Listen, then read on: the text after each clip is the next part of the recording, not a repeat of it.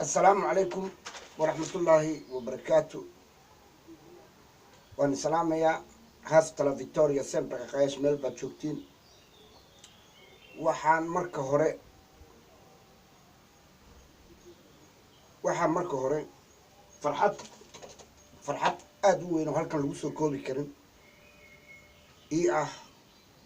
oon halkan doonayo inaan u hambaliyeeyo iyo u mahad celiyo u soo gudbiyana si qaas ah wasiirka wasaaradda warfaafinta ee Itoobiya mudane Dr. Ahmed Shide oo xariga ka jaray ceelka ugu horeeya ee shidaalka jeexdin iyo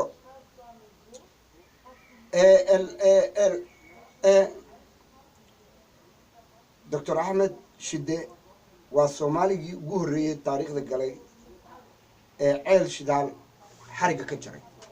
marka waxaan doonayaa in si fiican loo dhageysto.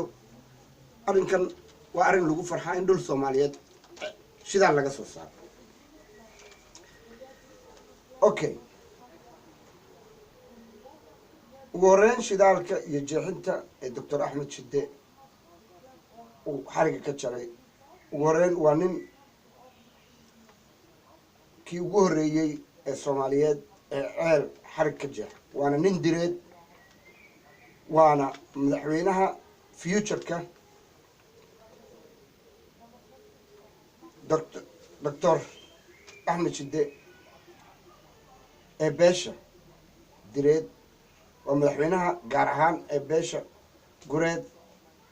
shidaalkani ceelasha shidaalkani ayaan doonayaa inaan faahfaahin ka bixiyo. kow, saliid ayaa laga helay, lasoo saaray. gaaska cad baa lasoo saaray, gaaska diyaaradaha lasoo saaray. afar waxaa lasoo saaray petroleum iyo nafto. gobolka laga soo saaray iyo zoonka laga soo saaraan rabaa inaan ila fahamtiin.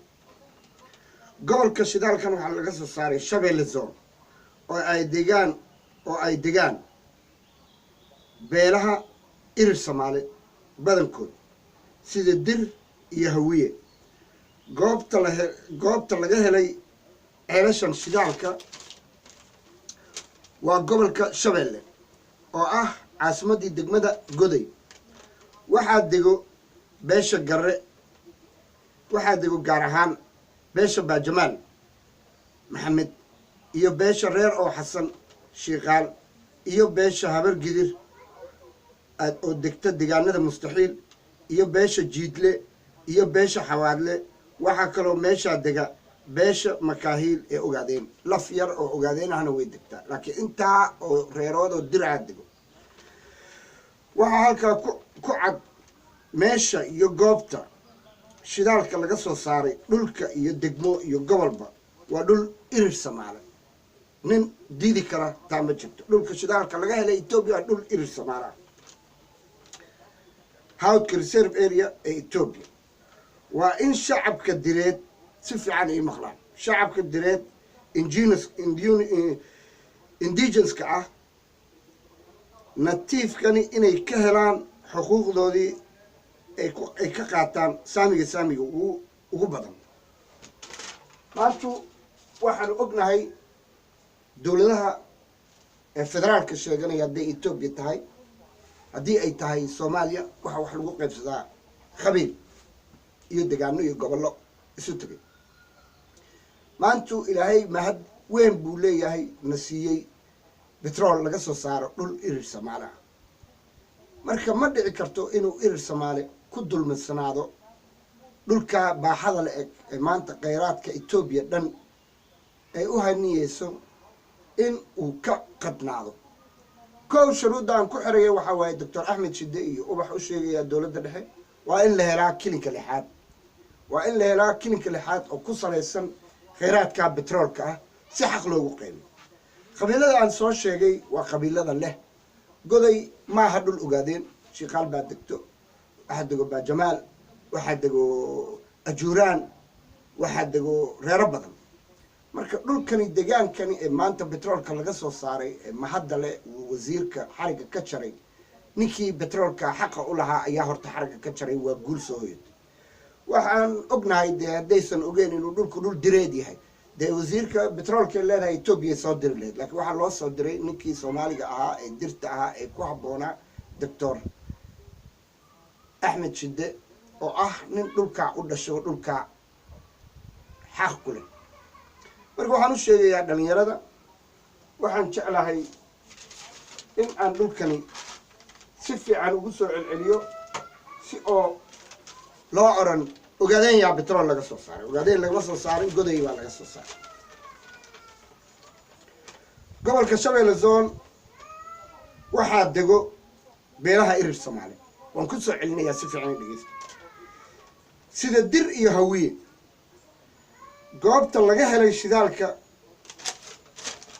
waa gobolka Shabeelle oo ay caasimadooda tahay degmada goday yaa dego waxaa dego beesha gaar ahaaneed baa Jamaal Maxamed iyo beesha reer oo Xasan oo Shiiqaala iyo beesha Habar Gidir oo degta degmada Mustaxiil iyo beesha Jiidle iyo beesha Xabaadle waxaa kaloo meesha dega beesha Makaahile ogaadeen oo la fiir ah marka dhulkani iyo degmooyinka iyo gobolka ee betroolka laga helay lagana soo saaray waa dhul irir Soomaali Hout Reserve Area Ethiopia Killing 6 waa inuu noqdaa dhulkani waa inuu Killing 6 noqdaa uusan noqon Killing 5 waa in shacabka direed ee indigenous-ka ah ee native-ka inay ka helaan xuquuqda ay qaataan saamiga ugu badan ee dawladda dhexena saa loogu sheegay marka maanta waa mahad Ilaahay maanta waxa la doonayaa guul baa soo hoyatay oo ujeedin Ethiopia way horumartay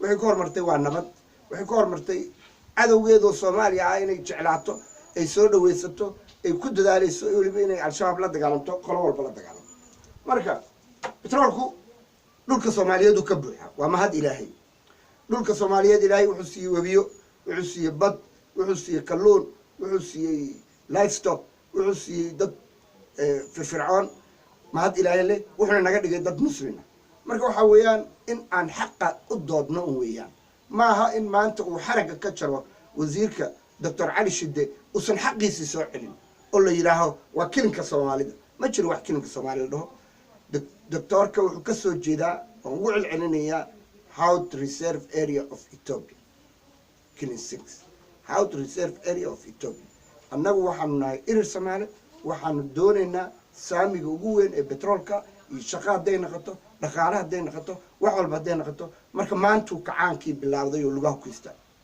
waa in ubax wasiirada iyo Ahmed Shide aysan iska seexan ay u soo foojignaadaan sidii kacaankan uu ku hormari lahaa Hout Ethiopia Reserve Area State Killing 6 taa waan soo jeedinayaa dawladda Ethiopia aad baan ugu faraxsanahay guusha gaartay betroolkii soo saartay horumarka ay dawladda dhexe sameysay aad baan ugu faraxsanahay dawladdan cusub ee Ethiopia waxa kaliya dhiman waxyaalo badan qalbi dhagax la soo deentiisana aad baan ugu farxay laakiin waxa dhiman waxyaalo badan baa ka dhiman dawladda ay tahay in xaqa qowmiyadaas u weynay irir Soomaali ah in kilinkoodii gacanta loo geliyo hasta la Victoria sempre qaayash ma salaam